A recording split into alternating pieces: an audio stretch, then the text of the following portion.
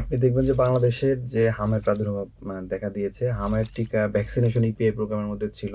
Vaccine কাভারেজের নিয়ে আসার আগেই এটা আক্রান্ত হচ্ছি। আমরা কোভিড পরবর্তী বাংলাদেশে একটা গুজবের শুনে থাকি যে কোভিড ভ্যাকসিন হওয়ার পরে বিভিন্ন হার্টের সমস্যা হচ্ছে বা এরকম অনেকগুলো ডিস্ট্রিক্ট বড় বড় মেডিকেল কলেজ আছে যেগুলোতে আপনি কোনো আইসিইউ বেড না, আমার দিনাজপুরের কোনো দিনাজপুর মেডিকেল আইসিইউ বেড এবং আইসোলেশন সেন্টার না থাকার কারণে তারা জেনারেল বেডে থাকছে এবং কন্টামিনেটেড হচ্ছে। যতটা না এই পদায়নে তারা মনোযোগী, তার চেয়ে বেশি মনোযোগিত হওয়ার কথা ছিল এগুলো ম্যানেজমেন্টে, এই রিফর্মেশন প্রসিডিওরের মধ্যে যাওয়ার।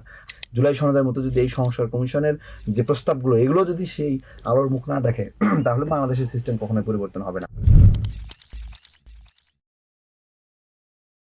আমরা একেবারে শেষের দিকে চলে এসেছি। ডাক্তার আহাদ, আপনার নিকট আমার শেষ প্রশ্ন, যে হামের প্রাদুর্ভাব হঠাৎ করে অনেক বেশি দেখা যাচ্ছে, এটার ব্যাপারে আপনার মতামত কি? এটা কেন হচ্ছে এবং এটার থেকে উত্তরণের উপায়?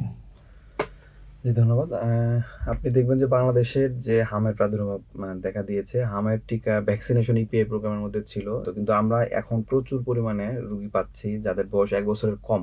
মানে আপনি যখন তাকে ভ্যাকসিন কাভারেজের মধ্যে নিয়ে যাবেন তার আগেই আসলে এই রোগটা দেখা দিচ্ছে।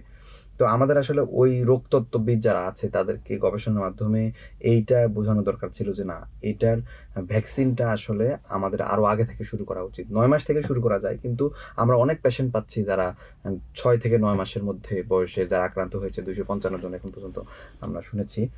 তো এইটা আসলে এইটার একটা বড় ফ্যাক্ট যে ভ্যাকসিন কাভারেজের নিয়ে আসার আগেই এটা আক্রান্ত হচ্ছি।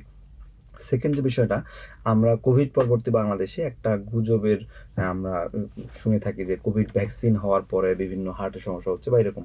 এই কারণে ভ্যাকসিন বিমুখ, আগে যেরকম আমরা ছোটবেলা থেকে ইপিআইটাকে দেখেছি সারা বাংলাদেশে একটা উৎসবমুখর পরিবেশে ভ্যাকসিন নিতে যেত, গ্রাম থেকে শুরু করে শহরে সবাই আজকে ইপিআই প্রোগ্রাম, একটা ক্যাম্পেইন হতো সব জায়গায়, vitamin A capsule, vitamin A plus campaign, এরকম সাদা ক্যাপ পরে সবাই যেত, যে একটা উৎসবমুখর পরিবেশে ভ্যাকসিন দেওয়ার সিস্টেম ছিল। আমার কাছে মনে হচ্ছে এটা অনেকটা কমে গিয়েছে এবং ভ্যাকসিন নেওয়ার প্রবণতা কিন্তু কমে গিয়েছে। সচেতনতার অভাব বলেন আর যেটাই আপনি বলেন, গুজবে কান দিয়ে অনেকে ভয়ের কারণে ভ্যাকসিন নিচ্ছে না, এইটাকে সচেতনতা বাড়ানো দরকার।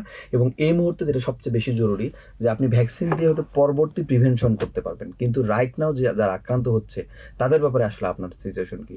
আপনি দেখবেন যে আমাদের বাংলাদেশে স্বাস্থ্য ব্যবস্থার মধ্যে সবচেয়ে বড় সংকট হচ্ছে আমাদের বেড ক্রাইসিস। আপনি যখন বাচ্চারা আক্রান্ত হচ্ছে তখন দেখবেন যে যারা আইসিইউতে নেওয়ার কথা বলছে তখন আইসিইউ বেড নাই। আপনি বড় বড় বিভাগীয় শহরগুলোতেও আপনি দেখবেন যে আইসিইউ খুব অল্প পরিমাণে আছে, ডিস্ট্রিক্ট হসপিটালগুলোতে তো নাই।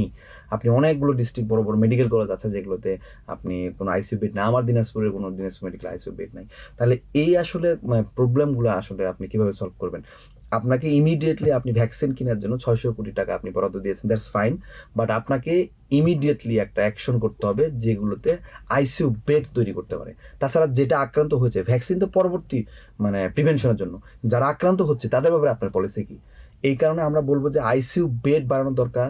এবং আমাদের প্রাইভেট সেটিংও, আজকে আমি ঢাকা বিশ্ববিদ্যালয়ের একজন একটা পোস্ট দিয়েছে খুব ভরাক্রান্ত মনে, তার এক কাজিন আসলে আইসিইউ বেড, শিশু হসপিটালে গিয়েছে, আইসিইউ বেড পাচ্ছে না। সে লিখেছে এরকম ফেসবুকে যে আমার টাকা পয়সার কোনো অসুবিধা নাই, আমার একটা আইসিইউ বেড দরকার। কোন হাসপাতাল, প্রাইভেট হসপিটালগুলো চিন্তা করছে যে আইসিইউতে এই পেশেন্ট যে ইনফেকশাস ডিজিজ আরেকজনের কাছে থেকে আরেকজন সরাইতে পারে, প্রাইভেট হসপিটালগুলোতে ভর্তি নিচ্ছে না। সে নিরুপায় হয়ে এখন ঘুরছে যে আসলে আমার এই শিশুকে আমি কোথায় নিব, আসলে এটার এক কোথায়। আপনি কিছু সরকারি সেটিংয়ে ম্যানেজ করেন, কিছু প্রাইভেট হসপিটাল, কর্পোরেট হসপিটালগুলোর সাথে বসেন, যাদেরকে আপনি বলে দিবেন এবং আপনি অনুরোধ করে নির্দেশ করবেন যে আপনারা এই ম্যানেজমেন্ট সেন্টারের জন্য ডেডিকেটেড, আপনারা কিছু সেন্টার করবেন যেখানে তারা নিতে বাধ্য থাকবে। প্রাইভেট হসপিটালগুলোতে অবশ্যই টার্মস অ্যান্ড কন্ডিশন গভর্নমেন্টের মানতে হবে।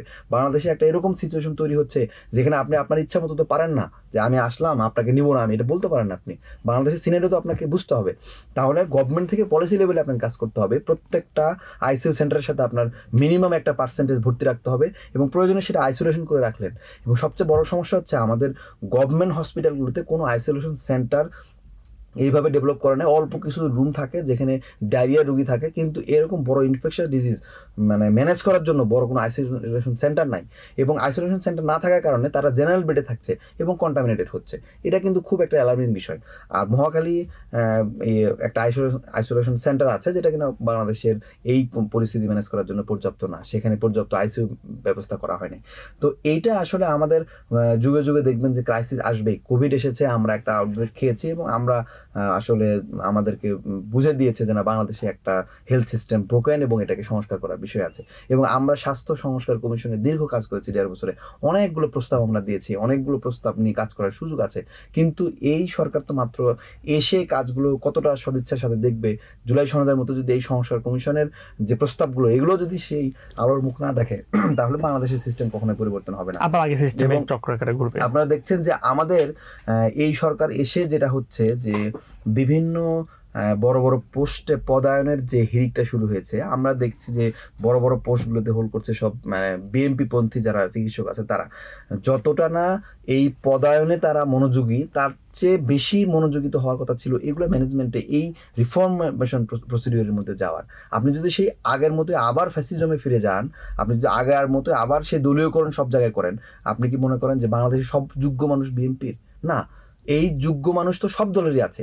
যারা যোগ্য মানুষ তাদেরকে যোগ্যতার জায়গায় আপনি রাখেন, তাদের যে মেধা আছে, শ্রম আছে, সেটাকে আপনি ইউটিলাইজ করেন। আপনি গভর্নমেন্ট, ঠিক আছে, আপনি একটা রাজনৈতিক দলকে রিপ্রেজেন্ট করবেন, বাট দিন শেষে যখন আপনি গভর্নমেন্ট ফর্ম করবেন তখন তো আপনি কোনো রাজনৈতিক দলের না, আপনি তো সবার। হেলথ তো সবার জন্য। আজকে আপনার মেয়ে হয়তো অসুস্থ হলে আপনি তাকে ইভার কেয়ারে নিতে পারছেন, বড় বড় হাসপাতালে নিতে পারছেন, কিন্তু গ্রামের একজন কৃষক সে তো নিতে পারছে না। তার জন্য আপনার পলিসি কি? এইটার জন্য আসলে আমাদের কাজ করা উচিত। এবং আমরা মনে করি এই প্রজন্ম 24-এর মাধ্যমে এই সরকারের প্রতি আমার উদাত্ত আহ্বান থাকবে যে আপনারা এই আইসিইউ ম্যানেজমেন্ট নিয়ে যারা কাজ করে, কিংবা এই ডেডিকেটেড একটা টিম করে দেন গভর্নমেন্ট লেভেল এবং প্রাইভেট সেটিংয়ে, কিভাবে এই মিজেলসের রোগীগুলোকে ভর্তি করা হবে, হামের রোগীগুলোকে ভর্তি করা হবে, এটা নিয়ে দ্রুত একটা পলিসি দেওয়া দরকার। এবং ভ্যাকসিনের যে বিষয়টা আছে সেটা আমরা আরও একটা জিনিস শুনতে পাচ্ছি যে ভ্যাকসিন আসলে 8 বছর থেকে ভ্যাকসিন দেওয়া হয় নাই, ভ্যাকসিন দেওয়া হচ্ছে না, এটা একটা গুজব। এবং আমরা আসলে ভ্যাকসিন দেওয়া হচ্ছে, বাট এটা কাভারেজটা হয়তো কিছুটা কমেছে, বাট ভ্যাকসিন দেওয়া হচ্ছে। ধন্যবাদ আপনাকে।